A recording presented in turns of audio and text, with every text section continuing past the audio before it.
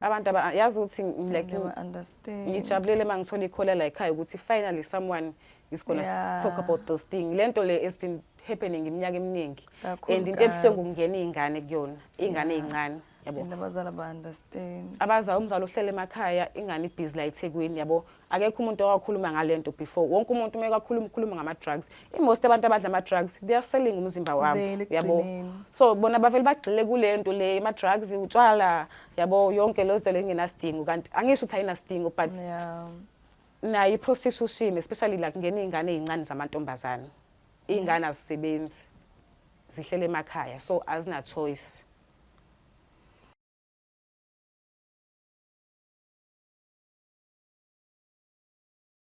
Sanbenani Dumalanku Yemore Absheni Bondi, you are welcome and thank you for watching our show. I'm your host, Ubiko Kobeto Mokesi, the one and only Breaker the Baker, Queen B.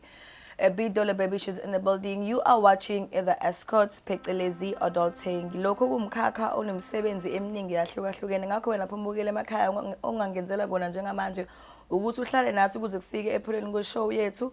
Uye YouTube yethu, subscribe, like and share and tell your friends to tell their friends ngoba beze bezohlangana kwenye nathi njengoba sila sizocophelana ngokwazi nolwazi nangokuxwasana futhi nobubi nangobuhle babo phela izinto ezikhona kulomkhakha lo. Ngakho ke angihambi ngedwa, we have a very special guest kulomkhakha ozobe sesichazela ngabanzi ukuthi yena yini adila nayo yini ayenzayo kona lomkhakha. Sabona siswami. Sawubona sithanda sami njani? Ngiyaphila, sakamukela kwishow yethu. Ngiyabonga. Kwenza yini oyenzayo kahle kahle kulomkhakha? Mina kahle kahle I'm an escort ne. Kubizwa ngomqwayizi ngesiZulu okanye mahosha. Bahlukahlukene ke omahosha babukeli, bahlukene kaningi futhi kwamina ngeke ngize ngibaqede. Kunabantu abasebenza lo msebenzi abasebenza directly bese kuba nabasebenza indirectly ne. Lo directly lo ozokutshela iprice before you even go eroomini yakhe ukuthi yena njengoba nizohamba uzodinga le mali ukuthi ne nisakhuluma efonini. Yes, nisakhuluma efonini. Mase kuba yilo indirect. Lo indirect ungamthola eklabhini, umphuzisa utshwala uhambe naye okanye ungamshela aqome ngoba nakhe bona ama benefits kuwena yabo. But once lawo ma benefits lawa phela, trust me uzohamba lo muntu kanjalo uzombona ngokuthi uzohamba ku relationship, like she won't stay. Lo zomthatha eklabhini mhlawumbe uzo expecta ukuthi umphuzise yabo naloko kusawukudayisa but indirectly yena she prefers utshwala than the real cash ne. So nakhona la kulomsebenzi njoba ngisho ukuthi siwenzele izinto ezingafani. Khona osuke efuna ukuthi akwazi ukuphila, mhlawumbe uthole ukuthi akana ngisho umntwana so they just wanna have fun ukuthi akwazi afford ukuhlala eflatini, akwazi ukufaka inzipho akwazi ukuyophuza. Mase kuba khona oneyidingo like the real needs yabo ukuthi ufuna ukusupporta unengane unomndeni nakho konke. Yeah. Oh, okay. So lemkhakha lo sibalile wena wona mupho kona wena owenzayo. Njengoba ngisho ukuthi miningi so mina ngasho ukuthi I'm just a single mother ozama ukusurvive because I don't take drugs, I don't do anything. I just live a straight life. Imehluko ukuthi ngiyaqwayeza kuphela. So ngingasho nje ukuthi ngumama ozama ukondla umntwana, yeah, ufuna nje ukuthi akwazi ukuthi anakele idingo kuphela. So wena wenza noma ngabe kuphi okuqhamukayo kuzokulethela imali kuzokukhokhela? Not really. Ngingasho ukuthi kulomkhakha like ziningi ingqinamba noma abantu abahlukahlukene esihlangabezana nabo. Uyazi ukuthi abantu abafani la ngaphandle. There are people abane disability, there are people who are normal, yabo. There are people abadlidakamizwa, there are people abadakwayo, yabo. So mengabe wenza lo msebenzi, all those kinds of people bayafika kuwena, yabo, and bafuna iservice yakho. So when as an escort noma ngithi mina as an escort kumsebenzi wami ukuthi ngiaccommodate almost bonke labantu lapha yabo. Asikho isidingo sokuthi ngimcwase because beside ukudinga imali angithi ngiyasebenza. So asikho isidingo sokuthi ngimcwase. If you're an albino asikho isidingo sokuthi ngikujikise just because wena you look white yabo, because nawe uzofila bad and now unesizathu sokwenza lento le. So mina mase ngikujikisa okanye mina sengikirejecta asho ukuthi ngikwenza ukuthi uzizwe kabi, you understand? So usunesikhathi esingakanani ukwenza? Roughly mhlawumbe ngingathi unyaka wesifolo noma ngingena isiqiniseko so because angisakhumbula ukuthi ngiqale nini. And before ngathini kulezi zinto lezi it wasn't really about ukudayisa like ukuthi ukuhwebelana. So this thing were more like ama hookups, ubuzwa ngalento ekuthiwa ama hookups. So it was more like that. So bekwenziwa ama hook up nje ukuthi you just meet a stranger nihlangane nenze into eniyenzayo then bese kupha lokhu akupha kona. So ngesikhathi siqhubeka sihamba sagcina sesibiza ngegama, you understand? But saqala ngokungayibizi ngegama, saqala nje ukuthi we just friends with benefits, maybe we plan ama get together sometimes sihambe siye khona. So makuhamba isikhathi ke gcina sengithi sibizwa igama, that's why ngithi anginayisho ukuthi ngathi mingaki iminyaka kahle hle. Oh, so mawuthi lonto njani igama ama hookups like kuyafana noma okwama hookups nakho kuhlukela ngendlela eceleni? Ngingasho ukuthi into ecishe ifane ukuthi awibizi ngegama njengala nje ukuthi uyomdayisela directly. So awibizi ngegama, just mhlawumbe uyaposta kuleyo ad leyo ukuthi you want something ye long term or ufuna into kanjani, but being with someone ongakazi ube naye ongakazi akushele and have sex with them, that's strictly selling. Yeah. So mzukwana uqala konke lento ukuyenza wafila kanjani mhlambe about your friends nabangani bakho umndeni njalo ukuthi uzokubuka kanjani, uzokucabanga kanjani? Njengoba ngisho ma ukuthi yaqala engazi ukuthi ayikho straight engathi into yobungani, you understand? So the more uba kuyona the more ama bills akhe khuphuka nama expenses akhe khuphuka, yabo. Ngingasho ifamily yami okwamanje ayazi, okay, ngicabanga ukuthi ayazi, ngisho kanjalo because anginayisho. Maybe there is one cousin inyana yabo osegoli mhlambe uwake wathi mescroll wahlangana nami, but then mhlawumbe akana indlela yokungi-approach angibuze leyo nto leyo. But ngiyazi ukuthi obviously if they can find out ngeke kuze kube into right, kuzoba kumbi nje straight. So abantu bakho like ama clients uwathola kanjani? I use ama ads. There's Ads Africa, kuno Red Velvet, kuno Locanto, then there's Facebook. Ku Facebook kunama groups ke amaningi la kusetshenzwa ngawo. So wenza njani unama accounts lapho? Yeah, I've got different accounts on Facebook, ama fake accounts on Facebook. Kwa Ads Africa you don't need to create an account because it's a site, so you can just post an ad there. Then bese uthola abantu ke. Umuntu umthola kanjani? Uya inbox like then bese uyam-attenda? Ushiya inamba yakho khona, then bese eya WhatsApp. Yes, the time you create ad yakho ushiya inamba yakho ekugcineni, then bese eyakufonela ke mhlawumbe niplane or ezwe ama rates wakho.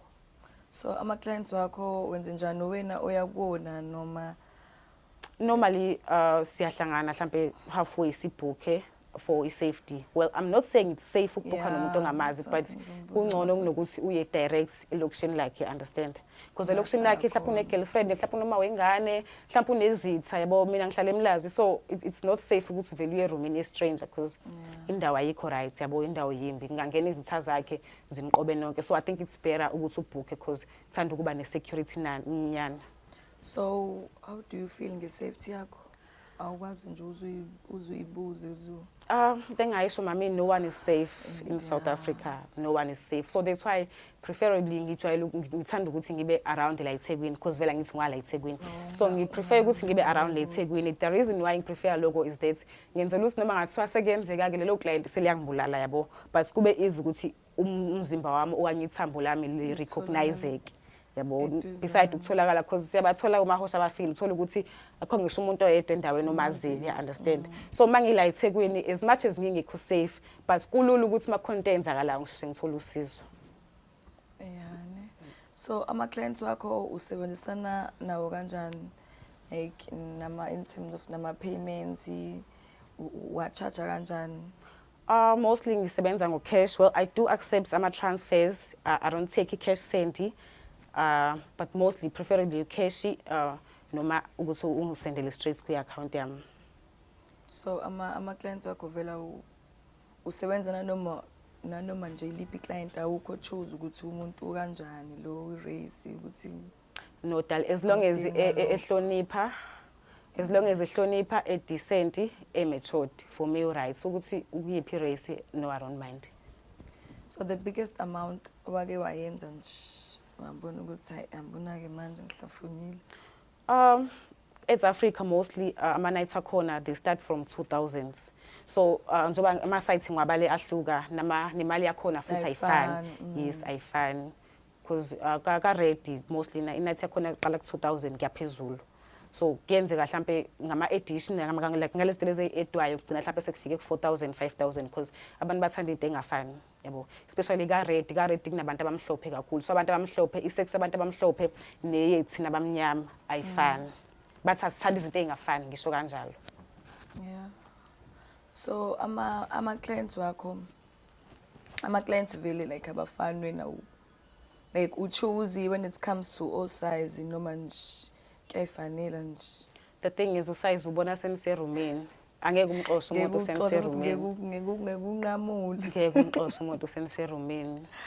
Abantu yazi ukuthi like ngijabulele mangithola ikhola la ekhaya ukuthi finally someone is going to talk about those things. Lento le has been happening iminyaka eminingi, and into ebuhlungu kungena izingane kuyona, izingane ezincane, yabo. And abazali ba-understand. Abaza umzali uhlele emakhaya, ingane ibhizi la eThekwini, yabo. Akekho umuntu owakhuluma ngalento before. Wonke umuntu ukhuluma ngama-drugs.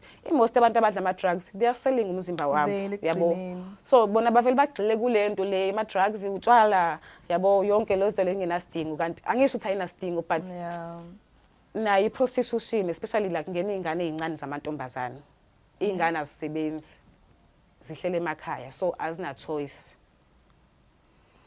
Yo, so what was the worst thing yakenzakala kwena une-client? Mina ngasho ukuthi ngumuntu ophansi and matured, so noma ngathiwa there is something eyenzeka or eyenzakala, but I'm sure I managed ukuthi ngiyihandlishe njengomuntu omdala, so ayikho into engathi ngiyayikhumbula engathi nje mhlawumbe ngathi ngabaleka ebusuku kanjani ngiyakwazi nje. Yeah, ngisasafe. Okay, so kuma-clients nokuthi phela wena mama into eyenza ukuthi omahosha abaningi babulawe, uma uzohlangana nomuntu ongamazi, so kufanele ube aware uzohlangana nomuntu ongamazi, umuhloniphe. Uma niba ne-misunderstanding, because ningaba ne-misunderstanding ngalo muntu anazani, especially mase kuziwe emalini. Uma niba ne-misunderstanding, understand ukuthi business ne-business line-loss. This business is 100% profit. We don't stock anything as OD. Yabo, it's 100% profit. Ngeke uzukhalela ukuthi ube ne-night eyodwa umuntu angakukhokhela, because once waqala lo muntu wamlwisa ebusuku noma ekuseni, wamthembisa ukuthi uzohamba uyombopha. Ayekho umuntu othanda ukwehlala 20 years ejele ngenxa ye-rape yomuntu abebevumelene naye. Yabo, so ingakho uthola ukuthi umahosha ubulewe watshengwa laphaya, because abakwazi ukuthula, like bahlezi bezo-threatenisha abantu abangabazi. You cannot threaten umuntu ongamazi, because yena kulula ukuthi akuthola njengoba ekutholile online, usangakuthola futhi wena uzomtholaphi. Yeah, understand. So ngcono vele uwamukela isimo nje mawukuthi uba nenkinga, uvele uhambe nje kahle uphila, just ukusave nje umphefumulo wakho. I-clients lakhe elikude wake wayakulona eli-kept nendawo udangana? I don't normally travel outside Durban, but I've been at Pietermaritzburg. Yeah, ngicabanga ukuthi on the Richards Bay. Yeah, ngibona kuphela babe kude. So ama-clients wakho angathini? If uzayabona like uyasebenzisa protection, awuyisebenzisa, ama-charges ayafana, awafani, wenza kanjani? Ngingasho ukuthi uyayisebenzisa, but sometimes awuyisebenzisi, because abantu njengoba ngisho ukuthi abafani, yabo. Kunama-clients anenkinga, uthola ukuthi i-protection ayimvumi isidalo, you understand? Mhlawumbe nawe sowahlangana nomuntu onjalo emjolweni, uthola ukuthi ayimvumi isidalo, yabo. Yeah, ngone-size wakhe. Uthola ukuthi nje mekawayifaka mhlawumbe liyawo, yabo. Khona abantu abakanjalo. So mfana nozulifaka ingaveli ngamlingane at all nje khona. Ivele benkulu. Kukhona kuyenzeka. Kuyenzeka, so yama ukuthi sime sikanjalo ke kuye kube ne-additional fee yokuthi phela ngesayisebenzisa protection namele ngivuke ngihambe nge-clicks ngiyothola izinto zokuyiklina sithi ngihlangene nomuntu engingamazi. Wena uyi-protector ngani? Yeah, kuba kanjalo. Uhamba uyeka clicks. Yeah, uyobamba into ezincane zokuyiklina, then mawukuthi futhi wenqana uya-clicks uyahamba eclinic hlala elokishini. Maklinika aseduze uhamba eclinic ufike uchazele unesi ukuthi nesi yazi ngoleke ngephutha la, so lo muntu angimthembi, yabo, akunikeza amaphilisi ube right. So awukaze mhlambe uhlangane ube situation weba uyithola ukuthi mhlambe usuba nenkinga bonje njengama-discharge nje kanjena, mhlambe umuntu olale na ubengcolile ngoba phela ekugcineni angcola amantombazane wodwa nabafana nabo bayangcola. Ukuyinaka mama, akwazi ukuthi ungathi usebenza umsebenzi ongakudinga ukuthi ode bese uhlule ukuzinaka wena. Ukuyinaka into eyenziwa ngisho na umuntu ongaqwayizi. Lento ayisho into eyenziwa ngisho kumuntu ongaqwayizi. So ukuyinaka nje kufanele uhlezi wazi ukuthi uhlezi unemali standby ukuthi mengabe uba nenkinga uhambe ka doctor. into ekanjalo vele zingeke zingenzeki but wena fanele uhlezi unamaphilisi ukuthi ngoba uyazi ngoba uyazi usebenza kanjani even noma kuthiwa uqwayizi-ke into general leyo kufanele ukuthi ube nayo njengomuntu wesifazane nomuntu wakujubulala naye awumazi ulala nobani ukuthi wenzani mongekho because phela sithengwa yiwona vele amadoda abantu ekugcineni kosuku. So okay babukele emakhaya njengoba seshilo singathi kuningi okwenzakalayo and kuningi esisazokuxoxa. So engingasenzela kona njengamanje ngoba sengishilo, just go on a YouTube channel, subscribe, like and share, and tell your friends to tell their friends ukuthi bezo-subscribe ku YouTube bethu, bezofunda, bezothola ulwazi ngawo ke phela umkhakha ngako esikhuluma ngazo, sicophelelana ngobubi phinde sicophelelana ngobuhle bese siphinde siyabuyisana ke phela futhi ke njenge country. So sisami njengoba usushilo ama clients wakho like uya ama age uya ngama age mhlambe and not really but if ungaphansi kwa 20 ayike kuye kube nzima bathi nje ama 2K nje ngathi iwona angathani izinto ezinkulu nje manje awusheli kanjani na 20 uzuyothenga ngishinge ukuthenga umese nemali hayibo awusheli ngani lento yabantu abadala yabantu abadala le so umuntu omdala awuseke client lakhe elidala, the oldest client that you ever had sex with? Mhlawumbe ngasho mhlawumbe lo baba roughly mhlawumbe una 70 because umuntu oseretire vele already. Yeah and futhi ukuthenga ke kufana ukudayisa like kune addiction strong mhlawumbe ngisho ama drugs angcono because umuntu uyakwazi ukuye kutshwala, umuntu uyakwazi ukuye kugwayi yabo kungcono. Le addiction yala yabona kunomahosha abadumile abadumile abaziwayo ngeke ngize ngiba mention abadumile kodwa abaziwayo and ubona ukuthi this person usengayiqala impilo yakhe kabusha yabo usenemali eyanele ukuthi they can quit this job. Uthola ukuthi abanye bayayenza vele on the side yabo mhlawumbe namabhizinisi ngicela ukulinganisa mhlawumbe ngoxolele mfeka usenemali eyanele ukuthi engakuye ukuqwayiza yabo uyi-content creator uya-actor futhi ngasho ukuthi unamabhizinisi senza nezinto eziningi senza izinto eziningi usengayeke ukuqwayiza but ngendlela lento ene-addiction ngakhona angeke akulula ukuthi uyiyeke. Baningi ngababala kusona ilanga omahosha abadumile asebenemali enough ukuthi they can start anything because bengabe ungena kulento le ukuthi ungena ngobuxakekile uyayibekela umgomo wokuthi mase ngithola umsebenzi ngizoyeka yabo noma mhlawumbe ngihlanganisa imali yokuthi ngenze ikhozi ukuthi ngizoyeka but akulula shem khona nabasebenzayo kulomkhakha baningi abasebenzayo baningi. So imali enkulu sekwayenza wena imali enkulu like wabona ukuthi ayazini kuya ngesikhathi ne but normally mhlawumbe makuthi sekuphela inyanga ngicabanga ukuthi umahosha nje ongeyona addict ongawadla ama drugs mhlawumbe ngawenza like roughly maybe 5,000 a day like sengisho umuntu nje yeah phela kuya na ukuthi ke lawo ma client la uwathole kuphi njengoba ngichazile.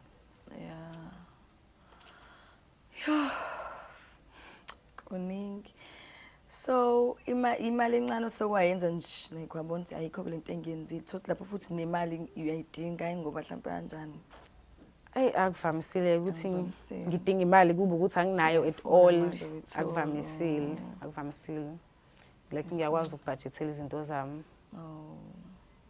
wenze ukuhlanganisa yeah akuvamisile nje ukuthi ngibe broke lokuthi ngivaleke totally akuvamisile because kunabanye abantu like uthola ukuthi ba regular ne especially ngibathola on Facebook kunabantu abama regular uthola ukuthi bahlala khona lokushini so abantu abakanjalo sigcina sesiba ne-agreement mhlawumbe uthola ukuthi siba ne-agreement yokuthi singathi niyasizana yes mhlawumbe ukuthi monthly uzongikhokhela mhlawumbe like say 1.2 1.5 kulo 1.5 mhlawumbe uzongibona kathathu noma kabili ngenyanga yabo leyo nto wenzela ukuthi noma ngathiwa usuyadinga ukungibona akanayo imali yabo akwazi ukuthi angilande senze hook up so labo bantu labo if mhlawumbe beba u4 ba u5 yabo ukuthi imali leyo imali ezokungenela imonth yabo oyishowcase ukuthi izokungenela then bese kuthatha ama DBT ke yes so kanjalo ngiyakwazi ukuthi ngimanage ama fixed expenses then leya during the month ke engisuke ngiyithole emaceleni ukuthi ngiqhubeke ngiphile ngisave futhi. So iplan yakho nje ithini uplan ukuthi uzobe isikhathi esinganani? soba ngitshela umntakama ukuthi ayi kunzima ukuyeka because into engayisho ukuthi nami imali esengiyenzile ngaphambilini noma engiyenzayo ngathi enough ukuthi ngangikhipha like umuntu adinga imali enkulu uqala ibhizinisi yabo you can start ibhizinisi ngo-5,000 so isiyanele ukuthi ngangikhipha but the fact ukuthi le yomsebenzi uzoyilinda musebenza nje uzoyilinda and uzolidlala indiya musebenza ngina u8 ekuseni phuma ngo5 ntambama khathele akufani nala uzohlala nomuntu awakunikeza u500 you understand so kuthanda ukunzima nje akuyekeki because makuthiwa ngempela ke fake ngabe sengiyekile nami because zoba ngisho ukuthi imali esengibe nayo ngaphambili iyanele ukuthi ngabe sengiyekile ngazama enye into yabo but noma athiwe into ngiyayizama on the side kodwa still mikufona umuntu ethi cela sihlangane yabo so bangakho abantu osuke wabasebenza mhlambe nje angithi ngosuku ngesonto isikhathi abantu wabasebenza bona uthi cha ngisebenze nabantu abaningi ke manje hayi uyayikalela kulento le abantu mina njengoba ngihlalela okushini vela nginayi pressure kakhulu abantu abake babe ne pressure kakhulu la bahlala eThekwini like bona bane pressure because irent yabiza and museThekwini udla imali every day yabo wakufana nami mina like akwazi umbona umuntu okay angathi awukazi but kurare ukubona umuntu ohlala eTown eflatini enza igross ka 5,000 eqhuba itrol enza igross ka 5,000 kurare but elokushini uyamthola umuntu ediliza igross ka 5,000 taxini so umuntu ohlala le town nohlala elokushini impilo like ukubiza kwempilo kwaba kufana yabo mina as much as nami ngingathi yami yabiza kodwa ayifani neyabo anginayi pressure engako so ngisebenza ngendlela engisuke ngithanda ukusebenza ngayo njengoba ngisho ukuthi ama expenses zami lawa are fixed akhokhelwa ama clients wami lawa angikhokhela ngenyanga vele so mengena imali yabo vele ama deductions enzeka lapho le ngisuke sengisebenza during the month so sekuyokuthi ngiqhubeke ngiphile ngisave futhi. So kuma clients wakho when it comes to kuma race mhlambe mawuqhathanisa ibapha abakhokha kakhulu obonouts abantu abangathi bakhokha kakhulu ibona abamhlophe abelungu kakhulu and Indians because odaki as much as be exposed kulento yokuthenga but kubonisa ihlazo ngala ayilona ihlazo umuntu oshadile ngala uyakubiza ukuthi nizolala nomfazi wakhe nobabili and umfazi like she won't mind umlungu uyakubiza ufuna ukwenza threesome yakho nomfazi wakhe yabo akufani nodaki udaki uyasaba yabo uyasaba udaki so wake wamtesela umuntu oshadile abantu ashadile oyibona vele kufanele ngabathenga most vele ibona abathengayo asikho isidingo sokuthenga ungashadile yini exakayo ngoba ungashela wena iqona nokuthi phela futhi enye into thina sabantu bamnyama usiko like abusivumeli uma umuntu omnyama ukuthola nomuntu oshadile because lo muntu loyo usuke segcotshiwe inyongo komunye umuzi so kuyafana into ukuthi usuke uyilethela usuke ifayela ibhadi kahle usho umuntu wesifazane noma wesilisa kuyafana bothi noma wesilisa lo nowesifazane noma wesifazane lo nesilisa into eyodwa but nje into umuntu oshadile ubumhloniphi ungalali lo muntu oshadile because usuke egcotshwe inyongo yakomunye umuzi noma ngenayo isoya lelo siko lelo when it comes to abantu besilisa but into engayi uthe abantu besisana bagcotshwe inyongo ne babeshada baba u2 bayagcotshwa ngoba phela suke beshada ngithi labo bantu so baba u2 bagcotshiwe ngiyakuzwa abantu besilisa njengoba ngisho ukuthi abantu abashadile ibona kahle ekufanele ngabayathenga noma ngingabi into efanele ngoba kuyona into enhle but ibona efanele ngabayathenga futhi angithi avoid this thing ukuthi athathe wena ezumakhwapheni wakho because wena uzomfonela ngisho wena uzomfonela wenza ufuna isikhathi sakhe so the reason why athenga because ufuna into uhlangana hlukana yabo kuyahlukana mina ngeke ngize ngimfonele ngimlandelele but wena as i-girlfriend yakhe noma ezumakhwapheni uzomlandela uzomcela imali uzomfonela ugcine futhi usufuna ukukhipha lo ukufuna ngene wena because ekugcineni kosuku ngeke size sibavimba abantu besilisa ukuthi bathenge okanye balale nabantu ababili kuyaphezulu noma engashada but still uzofuna ukulala nomunye umuntu futhi so wena ke ikhona into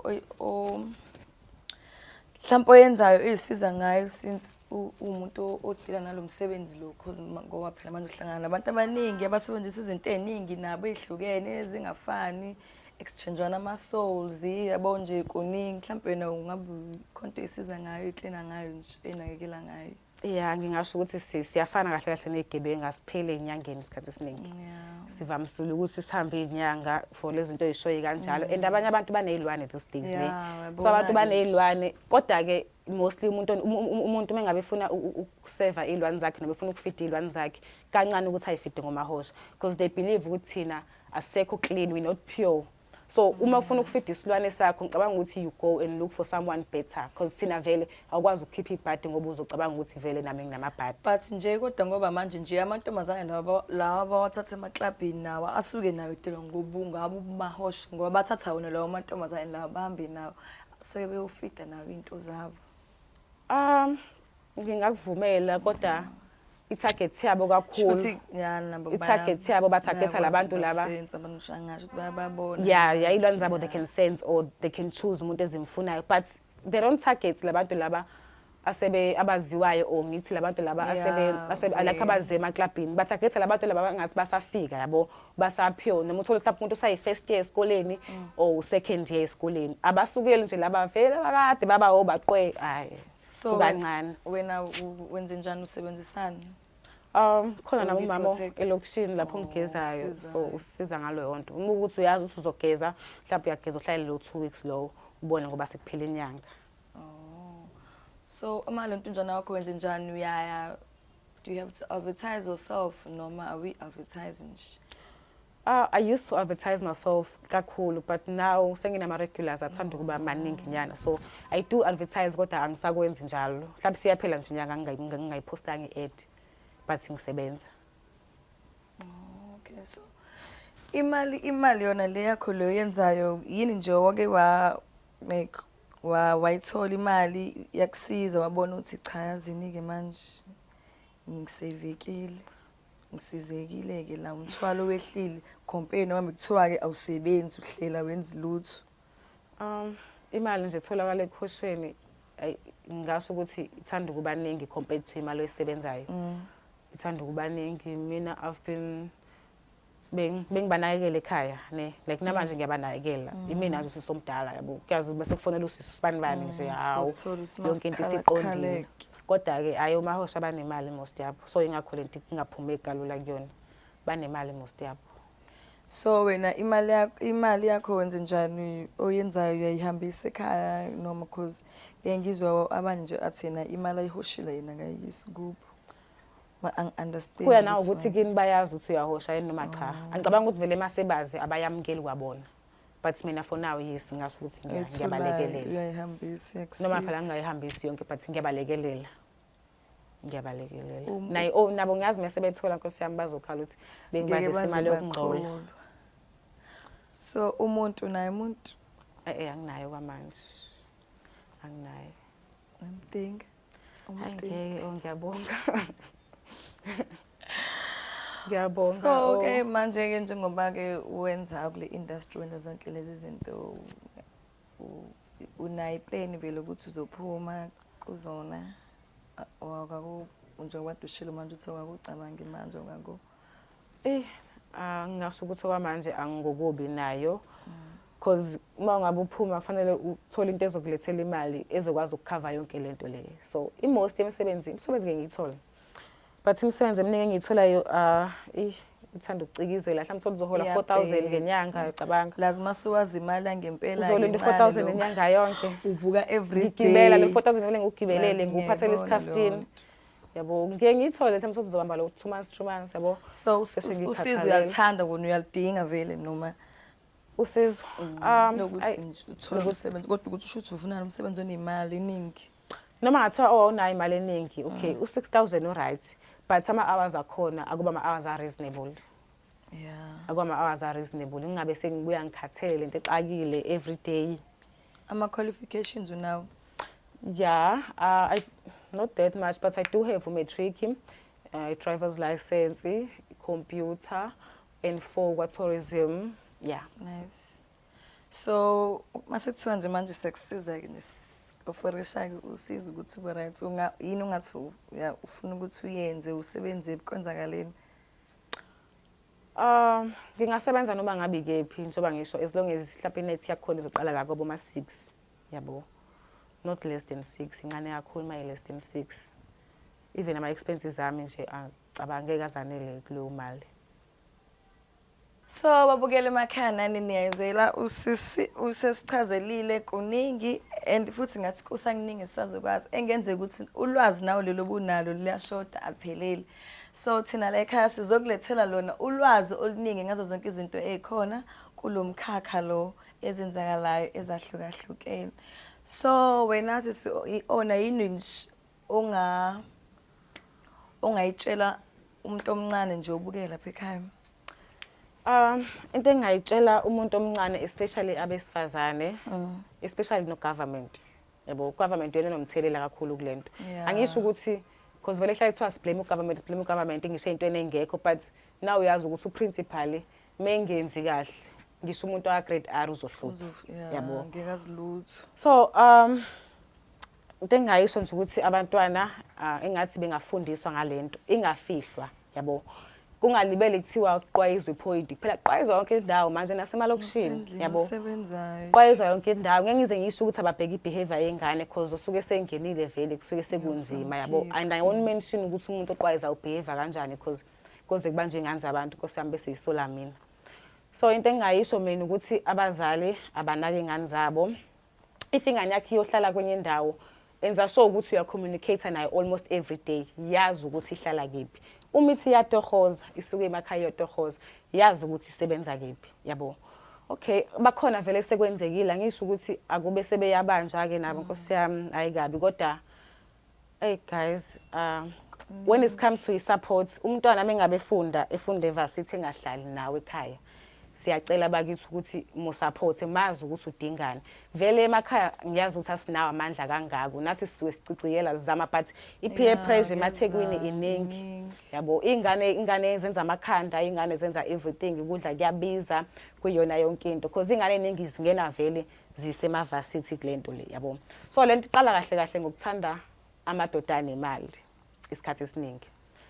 Well kwayikhona uthanda indoda enemali vele kusuke kuyindlala ekulidela lapho, yabo. So indlala nje ngasho ukuthi iyona into eyikhozayo yonke lento le. Abantu balambile ngaphandle, yabo, balambile ngaphandle. Awukwazi ukudinga indoda enemali enemoto ekubeni kini zibe zikhona zonke lezi zinto, yabo, asikho isidingo sazo. So mase siqale kanjalo ke ngesikhathi amadoda anemoto esikushiya noma usukhathele noma mhlawumbe ngithi sekuyuzile because ngeke uzunaki uma hosha kahle most bayajima, but mengabe ujola ngeke uzunaki ukuthi kumele ujime, yabo. So mase bekushiyile ke amablessa lawo esekushiyile then kuba nzima ukusiqale phansi uyoqoma umuntu ongenalutho, yabo, elokishini. So indaba iqala lapha isikhathi esiningi. Siyacela abantu ukuthi abazali bagade ingane zabo bayithande, especially obaba abaningi abekho empilweni zeingane okuyiyona into enza ukuthi ingane zamantombazane egcine seyisokola because ingane ekhula ngaphansi kwamama kuphela ayifani nengane ekhula ngaphansi kwabazali abawu2. Umama mengabe yisingle mother usazophuma nayo jola, but mengabe kukhona ubaba ngeke azaphuma hamba ujola, uzohleze ehleli la nengane futhi izohlezi yaziwa ukuthi kephi. Ingane ekhuliswa umzali oyedwa nekhuliswa abazali babili akufani. Asisho ukuthi shadani noma beingane zenu but iba khona for umntanakho. Umntanakho akakwazi ukuthethiswa wena, angahlezi athethiswa uma wakhe kuphela. Once wakwathi qala wathethiswa wena uzohleze nefear ukuthi ubaba ubaba mekwangibamba kuzoba nenkingi, baba mekwangibamba kuzoba nenkingi. But most yabantu abenza into ezikanje they don't have obaba aba straight, bakhuliswa ama single mothers. Mengabe urenta ngemali enikezwe amadoda asikho isidingo sokuthi ugxeke. Into yokuqala nje rent. Mengabe ukhroselwa amadoda uyafana nomuntu oqwayizayo, uyafana nomuntu oqwayizayo. So for those omama labo mhlambe abazela ingane zamantombazane, ngiyacela abantu ukuthi ingane zenu nizinake ingane into eyidingayo ithole, especially misifike kule stage lesi sokuthi sina 18. Abazali abaningi ama-Africans bazi ukuthi ingane iba ingane misa incane safunda isikole. Once wanomntwana noma once waqeda isikole bona bakuthatha as an adult, kanti ilapho ke la indaba iqala khona ukunaka la ukwazi ukuthatha umuntu ongasebenzi as an adult. Uthi lo muntu ayithenge into yokugqoka akayithatheli because akasebenzi lo muntu lo, yabo. So indaba iqala lapho ukuthi umuntu mekwana 18 sekuthiwa hayi usemdala ke lo manje akazibonele. Uzozibonela kanjani? Nabafana la ngaphandle bayamisa. Nayi social media la iveza yonke into, abantu banqunu lapha. Labantu abanqunu ku social media lapha awubazi ukuthi benzani, ukuthi bazi advertiseani, yabo. So nje ingane zethu especially zamantombazane sicela ukuthi zithandwe, zigadwe futhi. angisho ukuthi abantu ngeke bezibasawela kulento le vele sekuyinto ehamba phambili ke esikhathini samanje emantombazaneni but nje ingane zenu zithanda mawuthola ukuthi mhlambe ingene kulomkhakha lo musaphela uxabana nayo zama ukuthi uhlale naye phansi ukhulume nayo uze ukuthi kwenzakalani yes uze ukuthi kwenzakalani same thing siyafana nabantu ababhema ama drugs siyafana yabo sonke si addicted umthengi umdayisi bonke labantu laba they are addicted ingane yakho yini ntombazana so isiphi isifiso naso ngaye umntana wakho because I don't think vele ukuthi uyamfisela ukuthi umbone esephila lempilo kanje ephilayo nawe vela akekho umuntu ofisela umntana wakhe so that's why ngikhokha imali engaka nje for school fees sakhe like she's very young but I pay 1,000 a month school fees sakhe then 500 for transport then ukudla and stuff ngize ngikubale so umntana wami she's in the private school so yeah ngonyaka school fees sakhe 12,000 so ngiyazama and what I did angithi yayazi social grant name so umntana wami angithi wazalwa nge-lockdown so what I did nga-investa i-grant yakhe ngakhuluma nosasa ngakhuluma nebhenki nga-investa i-grant yakhe ukuthi uzozayikhipha mesena 18 years so when she's 18 years ngicabanga ukuthi leyo mali mhlawumbe izobe close to a meter because iyanyuka phela i-grant yabo njengamanje samncane akafiki ngisho ku5 so izobe close to a meter leyo mali leyo iyona ezobe siyabona ukuthi wenza njani yabo because mina angikho employed so ngeke ngize ngikwazi ukuthi ngithi ngimbekele imali noma ngithi ngizoba khona azabe na 18 years lo msebenzi uyingozi yabo bese na 18 years siqedile esikoleni ke ibhank lizobe sele release le mali lifake kwi-account yakhe so kuzobe sekuba kuyena kusisa ukuthi wenze njani because umuntu ngeke uzomkhethela impilo so ufila kanjani because uyazi ukuthi internet iyayigcina izinto ezinikhula once found out ukuthi uma wakhe ubenzani mina wena ngokutshela wena abantu besifazana abangahoshi they are very few and kule generation lelandelayo it's getting worse akufani nale yethu so now uzo understand like ngimnikeza impilo engcono it's unlike umama othatha ingane ayishayibambisa umuntu abaleka izinto esihlezi sibukela mina bengimnikeza impilo engcono ukuthi angasweli lutho and vele mami noma ngathiwa angidayisi ngisazolala nabafana ngithi so hluke ngani because at least I'm benefiting something out of ukulala kwami nabo kunokuthi ngidla labafana baselokishini nje for nothing angisho ukuthi ku right but noma ngathiwa ngiyeke ukuqweza still ngisazolenza ucansi and anginayo indodo kwamanje qapha ngithola indoda ke naye ezobela ibhizinisi ngalamahala ke so ama accounts wakho wena vele awu izinto zakho efakile azikuvezi wena noma ubuso ukuvezi noma uyavezi angikho kangako ku social media ngiku Facebook kuphela into social media ngisebenzisayo bese kuba ama ads ufaka no awivezi iface no usendela umuntu mase nikhuluma ku inbox so kuma ama clients wakho labahle osukuhlangana nawo umuntu uyambuza yini isibongo cause like thina ezamaZulu ke kubalekile ukuthi umuntu usazi isibongo sakhe ngoba mhlawumbe ngenzeka ukuthi umuntu uzothi kanti isibongo owakini which is wrong nakho kusayinto efana nento ozilethela amabhadi futhi ngayo so that's why ungavumelekile ukuthi ulale nomuntu wakini so wena wenza kanjani ngizabanga angisibuzi mami and most ama accounts on Facebook abantu abaningi they are using ama fake accounts yabo so ukuthi umuntu igama nje vele ungeke uzukwazi nalo kulifunda wena and umuntu uzosikhola athi ngicela sihlangane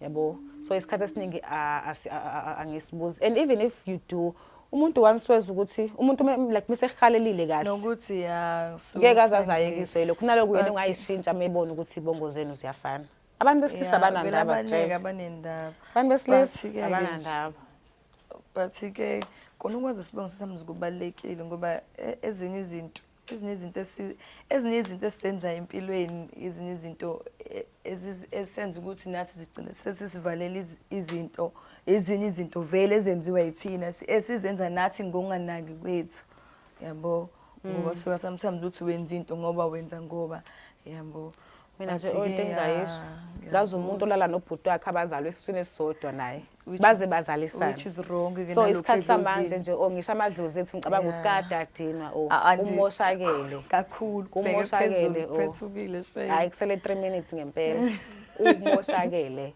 ngiyakutshela. Yo guys, thank you for watching our show. Sesifika emaphethelweni ohlelo. Ngibonga ukuthi nikwazile ukuthi nihlale nathi uzofika emaphethelweni ohlelo. Into engenzela yona ke wena manje ukuthi subscribe, like and share. Share with your friends beze nabo kubezohlangana kwenathi bafunde ke ngalo lonke ulwazi selithe sacophelana kunenani saxoxe kulenani sanitshela nakho information esuyitholile ungabeke phela usuyigcina ke wedwa nikeza nabanye ngoba naye lo munye iyamdinga njengoba nawe usuthole lokutholile naye umuphi umunye futhi ulwazi ongenzeka ukuthi naye mbeke lapha ekhaya uhlelo uyafisa ukuthi uzobe kunye nathi uzohlangana kunye nathi uzositshela esakhe story ukuthi sithini wena ngomuphi umkhakha wena wenza ngani wena usebenza ngani ungasithumelela kwi-email yethu si-emailele or usithinte kwinombolo yethu